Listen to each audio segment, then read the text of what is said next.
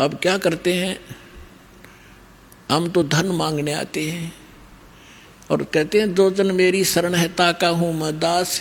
अब दास देख लो किसा होया करे। दास किसे कहते हैं, दास की परिभाषा सुनाता हूं। एक बार अब्राहम सुल्तान अधम जो राजा था, उसने घर त्याग दिया था, परमात्मा की कृपा से घर त्याग दिया था और वो किसी चला गया, एक आश्रम में रुक गया।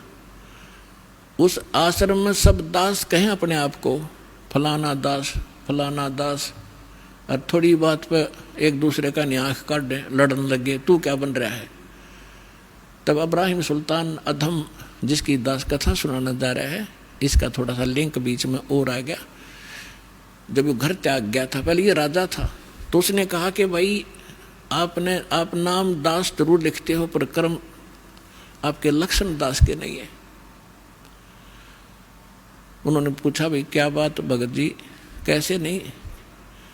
उन पता था कि राजा था और ऐसे राज त्याग कराया। तो उसने कहा कि जब मैं राजा था हम गुलाम लाते थे, गुलाम दास, तो मैंने, क्योंकि धार्मिकता मेरे अंदर थी, मैं गुलामों का ध्यान बहुत रखता था, कोई इसको कष्ट ना हो, तो मैंने उससे पूछा कि भी गुलाम आदमी पहले मनुष्यों को मोल लिया करते, गुलाम जैसे आजकल पशुओं को लाते हैं, राजा लोग या सेठ साहूकारों के वहाँ वो नौकर रहा करते थे, उनको जो मर्जी झूठा कुटा टुकड़ा दे दिया, उनकी सब स्वतंत्रता समाप्त हो जाती थी और जो यस जो कह दिया वही करते थे, आगे यस कर सकते थे, नो नहीं, और उनकी सो इच्छा कुछ नहीं होती थी गुलाम की।